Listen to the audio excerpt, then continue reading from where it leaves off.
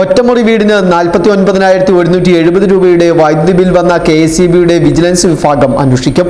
Peermade Pothupara section ഓഫീസിന്റെ പരിധിയിൽ ഇത്തരത്തിൽ ഉപഭോക്താക്കൾക്ക് അമിത ബിൽ വന്നതിലും ഇതുമായി ബന്ധപ്പെട്ട വിവാദങ്ങൾ, കേസുകൾ എന്നിവ തുടർച്ചയായ സാഹചര്യത്തിലാണ് ഇത് സംബന്ധിച്ച വിജിലൻസ് അന്വേഷണത്തിന് തീരുമാനമുണ്ടായത്.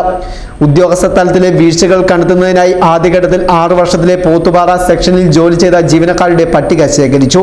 കഴിഞ്ഞ വർഷം പോത്തുപാറ സെക്ഷന് കീഴിൽ പാമ്പനാർ ഗ്ലെൻമേരി LMS കോളനി 1 ഡസനിലധികം ഉപഭോക്താക്കൾക്ക് വൻതുകയുടെ ബിൽ ബോർഡ് നൽകിയിരുന്നു.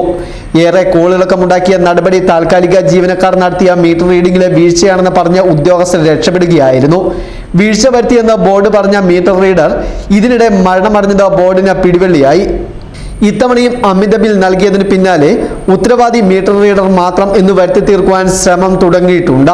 എന്നാൽ കഴിഞ്ഞിടെ തൊടുപുഴയിൽ വൻതുക ചുമത്തി ബിൽ നൽകിയ സംഭവത്തിൽ ബോർഡിലെ ഉദ്യോഗസ്ഥരുടെ പങ്കാളിത്തം കണ്ടെത്തി.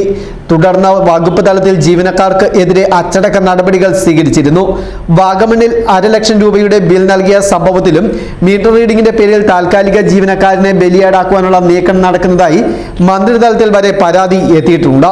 ഇതിനിടെ വൈദ്യുതി ബന്ധം വിച്ഛേദിച്ച സംഭവത്തിൽ മന്ത്രി ഇടപെട്ട് 5 ദിവസം കഴിഞ്ഞിട്ടും വിധവയായ അന്നമ്മയ്ക്ക് വെളിച്ചം നൽകുവാൻ വൈദ്യുതി ബോർഡ് കൂട്ടാക്കിയിട്ടില്ല.